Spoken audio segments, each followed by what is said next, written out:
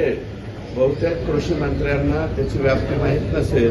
माझ्याकडे एवढे मोठे कागद गोळा झालेले तेवढे मी कृषी मंत्र्यांना द्यायला तयार आहे. पीक विम्याचा गैरफायदा नाही.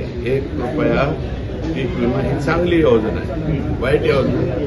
त्या योजनेचा लॅक्युनो शोधून त्यातलं मर्म असं काहीतरी शोधून या पहिल्यांदा ट्राय काय केलाय, सरकारी जमिनीवर विमा भरलाय, मग गायरान जमिनीवर भरलाय, नंतर आपल्या वन खात्याच्या जमिनीवर पैसा भरला, नंतर जलसंपदा विभागाच्या शिल्लक जमिनीवर विमा भरला.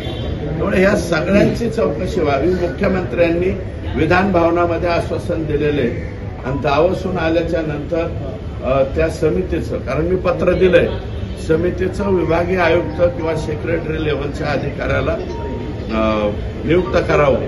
आणि हा नेमका घोटाळा किती, शासकीय कमिटी म्हणते 350 कोटी, मी म्हणतो हा 5000 कोटीचा घोटाळा आहे. माझ्याकडे एक केस आली, तुम्ही गंमत बघा या परळीमध्ये चाललंय का.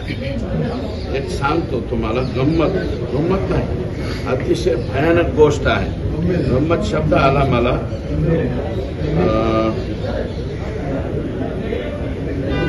महादेव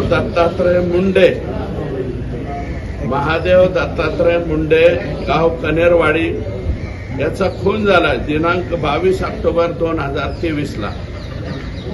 दिनांक 22 ऑक्टोबर. तुम्ही जात पात हे ते काढताना हे काढा ना. 22 ऑक्टोबर 2023 ला ह्याचा खून झालाय. परळी वैद्यनाथच्या तहसीलच्या समोर खून झाला आणि प्रेत सापडलं त्याचं.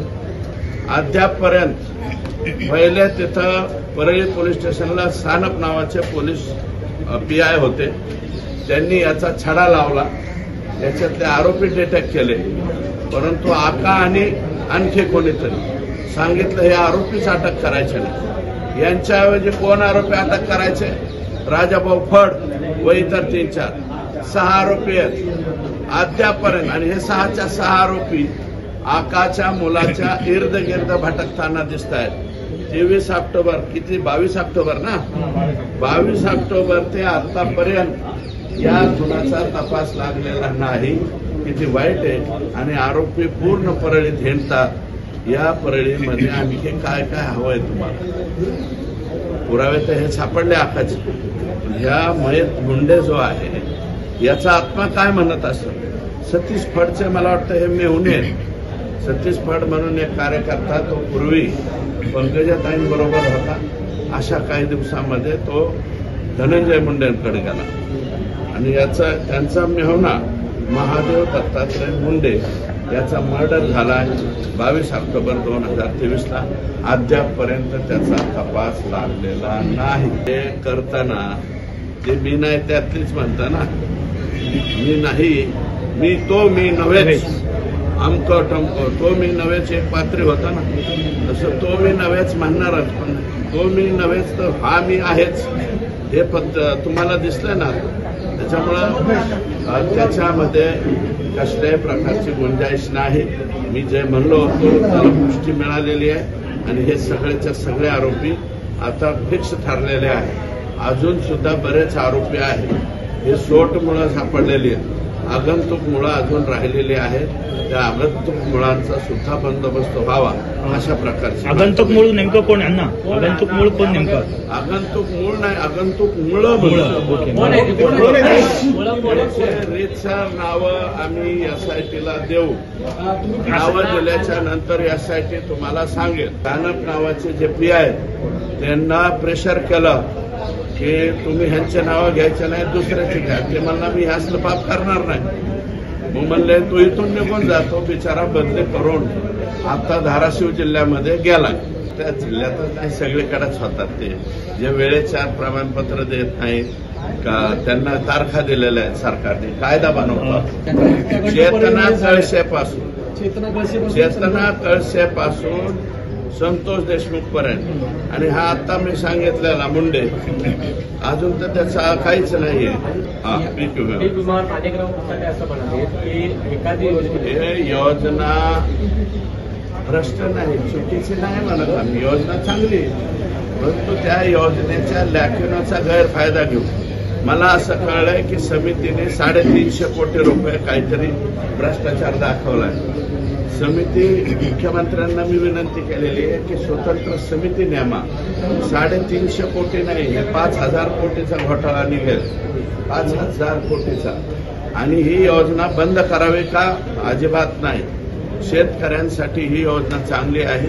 फक्त याच्यामधले जे दलाल, गुंडे, माफिया आणि बुद्धिवान प्राणी जे चुकीच्या पद्धतीने विमा भरतायत यांच्यावरती संघटित गुन्हेगारी अंतर्गत को अंतर्गत गुन्हे दाखल करावेत. कारण ते सेम लोक एकच आहे. संपूर्ण महाराष्ट्रामध्ये पीक विमा भरणारी ही गँग आहे, ही टोळी आहे.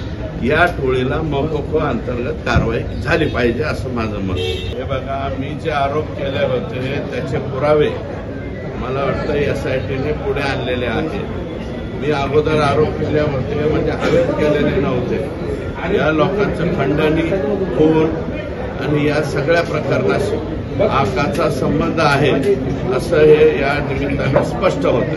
आवादा कंपनीच्या शिंदेंना फक्त 29 नोव्हेंबरला इथे नव्हतं, गाडीत घालून पाथर्डीपर्यंत नेलं होतं आणि पाथर्डीपासून मारत पुन्हा आणलं होतं आणि त्याच्यानंतर हे शिंदे सोडून दिला. त्याचं हे मला वाटतं त्याचं सीसीटीव्ही फुटेज आहे. त्याच्यामुळं 101% आका, विष्णू चाटे, सुदर्शन फुले, आंधळे हे आरोपी, हे सगळेच्या सगळे आरोपी खरे आहेत याच्यावरून पुष्टी या ठिकाणी भाष्य देखील केलं. मुळात हा तुमच्या एकट्याचा उपक्रम नव्हता. माननीय मुख्यमंत्री तत्कालीन एकनाथ शिंदे साहेब, माननीय देवेंद्रजी फडणवीस साहेब आणि अजितदादा हे सर्वांचा तो एकत्रित कार्यक्रम होता. आणि तुमचं सरकार गेल्याच्या नंतर पुन्हा आमचं सरकार आल्यावर ती योजना चालू झालेली आहे. तुम्ही त्याचं श्रेय घेऊ नये. तुमच्याच तालुक्यातल्या लोकांनी सगळीकडे विमा भरलाय. तुमची स्तुती ह्याची करताय आणि इकडं तुमचे लोक महाराष्ट्रभर विमा भरताय. याचा अर्थ काय याचं त्यांनी उत्तर द्यावं. चेतना कळसे, संतोष देशमुख या सगळ्या हत्याकांडांच्या प्रकरणामधल्या पीडितांच्या कुटुंबियांना भेटणार असं तुम्ही म्हटलं होतं. तुम्ही असं म्हणाल? जाणार आहे ना, जायला वेळच नाही ना मिळाला. आता जाईल. आणि एक हा आता दत्तात्रय बिचारा कोण येतो, मुंडे यांच्याही घरी जाईल. कोण? मयत महादेव दत्तात्रय मुंडे. याचा अजून खुनाचा तपास लागला नाही. ऑक्टोबर महिन्यापासून आतापर्यंत खुनी परळीत हिंडता येतात. आणि आमच्या एसपींना आता मी बोललो की बाबा नवीन आलेला आहात तुम्ही, याची माहिती घ्यायला पाहिजे होती. आणि माझं मत असं आहे, बर्दापूर, संभाजीनगर, परळी पोलीस स्टेशन आणि शिरसाळा पोलीस स्टेशन इथले जे हेड ऑफिसर आहेत ते तातडीनं एसपींनी बदलले पाहिजे.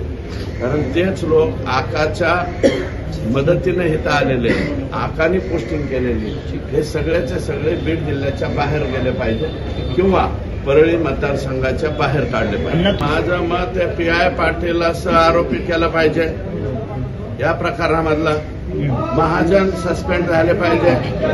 आणि जे गरजे ज्यांची जे खासदाराबद्दल ज्यांनी ट्विट केलं होतं अतिशय चुकीचं, त्या गरजेंना सस्पेंड करून त्यांना पुण्याला न पाठवता जे पुण्याला घेतलेलं आहे त्याच्याऐवजी त्यांना गडचिरोली किंवा चंद्रपूरला पाठवलं पाहिजे. हे एवढाच प्रताप नाहीये, गरजेचे अनेक प्रताप त्या ठिकाणी आता पुढे येत आहे आणि ते सगळे प्रताप आम्ही राजेश पाटलांवरती गुन्हा जो आहे तो दाखल झाला पाहिजे का? काय PI जे आहेत त्यांच्यावरती गुन्हा दाखल अजून झालेला नाही.